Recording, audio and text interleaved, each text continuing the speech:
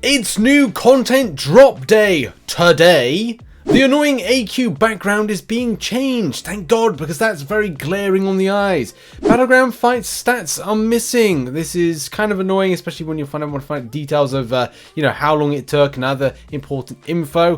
Where is the AQ compensation? Well, we have incredibly good news for you on that front. And we also have arena predictions. Hello everybody, hope you're doing well. Welcome to the Wednesday edition of the MCN. There's quite a bit to go over, very important stuff. Make sure to do the usual things, hit the like button, subscribe with post notifications on all, because it's a very important day. It is indeed new update day. Oh, and before we go anywhere, just to let you know that this video is indeed sponsored. This video is sponsored by PUBG Mobile. PUBG Mobile is one of the most popular free-to-play mobile battle royale games in the world. With 50 million active daily players and more than 1 billion downloads in total, enjoy the authentic battle royale experience complete with other players and find out who's one of the best to survive to the end. You can have so much fun playing solo, in duos or in squads, over a whole plethora of different modes, whether it's classic modes, arenas, and so many more. And in the past I've played PUBG Mobile with my now wife. That was a lot of fun.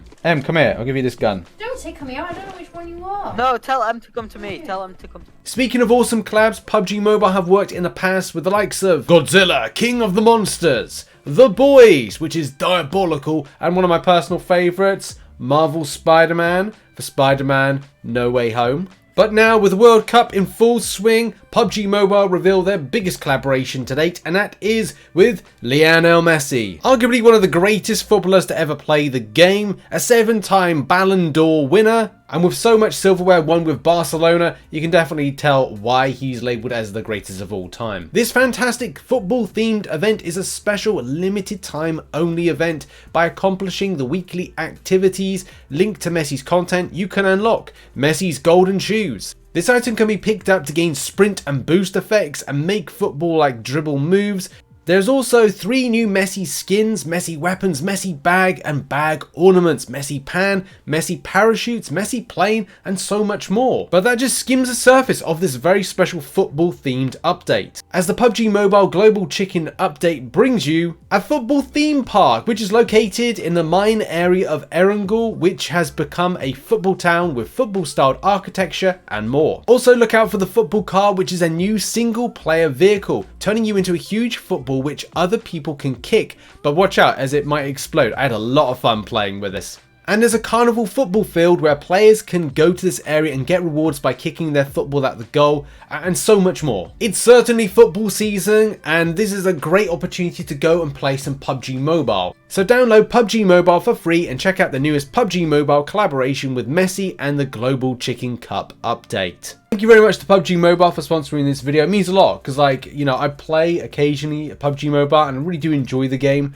So it was fun to kind of get the sponsorship, and yeah, go and check it out. Link is in the description. But we got to get to work on stuff and what is going on in the world of MCOC.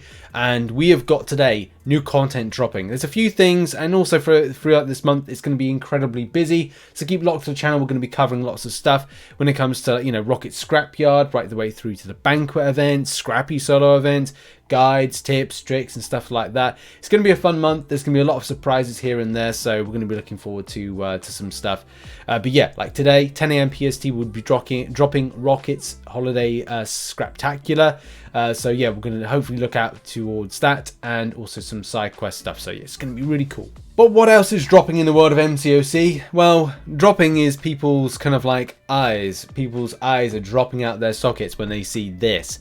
This particular design, even though we're kind of oh, it's a wintry vibe, it's been literally just quite glaring to see, when you get into AQ, that it's just completely just neon-y white, like a proper in your face kind of white, and it's just it ain't nice to look at. It's glaring. It's really glaring. And definitely players are within the rights going to go look, is a way that we can tone this down. It's not nice. Someone says it's god awful. It's incredibly bright. I think it's some of the brightest stuff we've had in MCOC, and definitely kind of they have to go. I think Kabam should get this checked out when they're thinking about doing stuff like this, because it can be a bit much. So there may be a few people that like it, especially those that see a lot of snow for their life, but Kabam have said here, hey everybody, the team is aware of this problem being caused by the AQ background. It's on the bug board, so it's on the bug board. For now, I recommend turning down your brightness or maybe sunglasses. Apologies. Okay, I must get me sunglasses out then. Right, let's have a look. Let's have a look. You gotta check it out. You know, you lied to me. It didn't work. You lied to me, Kabam.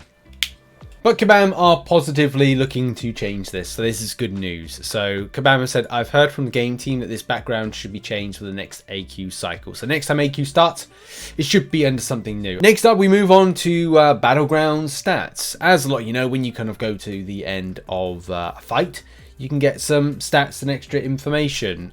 This can include things like certain things that break down within the fight. And we feature stuff on the channel where we've kind of said about, you know, the 2 billion damage that was done. Just little bits of information. Not that it's completely required to like know the stuff that kind of goes on, but it's just handy to have that for point of reference. Okay, point of reference is very, very important. So yeah, like where is it? Because before you'd be able to press like a button and kind of get some other stats and information. Someone's saying it's annoying, just wish a mod can let us know whether it's bug or not. Modders are going to have a field day because, you know, they can't, you know, you won't be able to see them modding.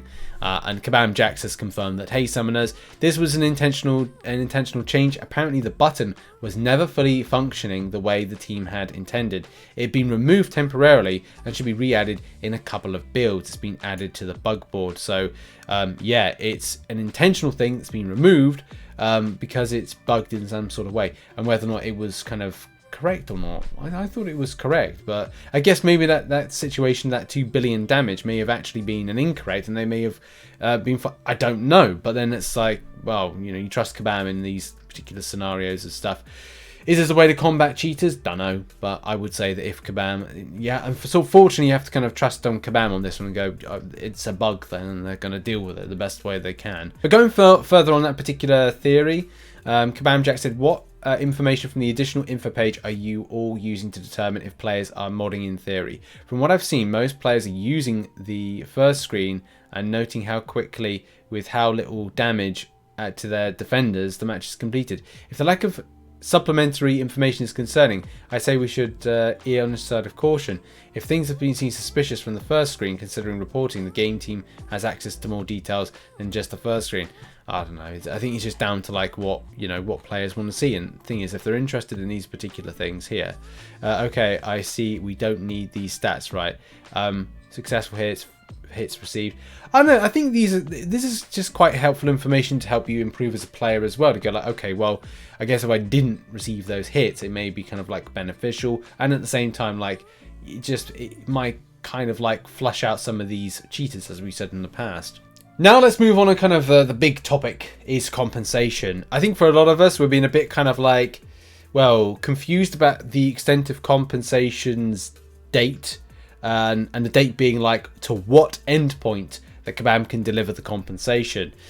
Summoner advancement has come in the last, like, I think 24 hours or something, and that took a while to come in, and it's like, it's for some people as well. It said summoner advancement milestone appeared in my inventory overflow, not via game email. So that's something as well. I may have missed out on that one, and that may have expired. I don't know. I forgot to check because I've been kind of taking a bit of time away from like game and stuff. That I was like, right, well, did I miss out on any of this? And then the compensation did come in for me in like the mail, and I don't know if it was the peak one, the peak milestone, or it was the other one. In any case, that's not the main thing when it comes to compensation, but definitely the compensation from a point of like what's going on from when it's going to be delivered for the AQ side of things is a bit weird. We've said that like the time frame for this has been, well, again, weird. And back December 5th, which is a couple of days ago, it was confirmed we're eventually going to get the AQ based compensation. So, as Kabam Jack says here, hate to be the bearer of bad news, but unfortunately the team has hit a snag in the process of getting these rewards out, and the timeline has been added to target Wednesday this week. And I think it's been like a long time. I think it's been like, what, 2 weeks to get this out? Which is annoying. It is annoying, especially because there's been so many bugs here and there with MCOC nowadays. There are a lot of theories in this thread about what's taking so long and why it should be so simple. I wanted to shed some light onto the situation. I don't think it was going to be simple. That's the thing. If a lot of people think it was simple, then they don't know how kind of bad it is when it comes to like Kabam trying to deliver something. I'm not saying like, you know, being kind of like rude to Kabam or rude to people. It's just a case of like, if you think that this game is simple when it comes to its, you know, Kabam flicking a switch, it's never been that for years. I don't think we'll even get to a place where Kabam could literally just click a button and get something done. It just seems to be like everything takes twice as hard behind the scenes. And sadly, I think a lot of players have come to accept that as just being a sad eventuality and circumstance with the game. In any case, I digress. What do Kabam have to say? It is not as simple as copy-paste as some have suggested. One team has to run data queries to gather all of the placements of the players in the previous season to set a map of who is getting what rank of rewards. I don't know the exact intricacies of the process, but it does involve a lot more manual work than you would expect. After we have this map, the new rewards need to be attached to it. Another manual process with a margin of error. Time is taken to make sure that there are not errors in the process, and you know, there's a lot of time errors happen, which unfortunately lengthens the wait. To the best of my knowledge, the snag in the timeline this time around has come in the updating the rewards from the previous season to season 10. So reward scale. Yeah, I mean, that makes perfect sense. Yeah, another manual process impacting thousands of players. After all of this is finished, there is yet another process of setting rewards live in the game and distributing them to all accounts. If you've seen your previous post, if you've seen your previous post discussing the tools used to managing ban modders, this might seem familiar. It's many more steps that meets the eye, and systems to automate the process. It is something that is always being worked on, and we're hoping to grow better equipped as time goes on. Well, that's a nice pipe dream, because at the moment, and kind of like running up to this point, it just would be nice to see more innovation. I know a lot of Kabam staff have been kind of laid off, but then it's like, well, look, this is where we need the innovation. This is where you need your Kabam zeros. At the front end are kind of making those changes, but the back end, the coding side of things, they're making things more streamlined, better game engine, stuff like that. You know, that's the kind of stuff, that the innovation I think that players want to see. They want to know that the developer has worked on and was getting to the point, just to make these processes of, you know, support tickets, which are very individually based, need to be dealt with, and other stuff as well. So, you know, in a nutshell, compensation today, Wednesday, and but more processes and things to go on with it. But yes, that's at least coming to an end point. And finally, we end on arena predictions. We're doing predictions for Emma Frost and also Hulkling. So the round 1 arena predictions I'm going to go with is that we'll go with Emma Frost at 80 mil, the 6-star version. The 5-star version I got 30 mil, because I kind of feel that's going to be where it's going to chart. 6-star Hulkling, I'll go with 70 mil. And I think 70 mil could even be a case that players go higher for that one. We've seen some really weird stuff with Scorpion, with that being like going like 101 recently. So there could be 80 mil for that one, but it's a basic, and I don't know if people would be interested in going that high. And the 5-star Hulkling, which I do need to change like right now, is I'll do a 20 mil. Maybe 25 mil to be safe for that one, but again, basic arena. People are going to be extensively grinding out for it. But yeah, those are the predictions, and I will definitely do results on Monday. Just not being able to do them when I want to.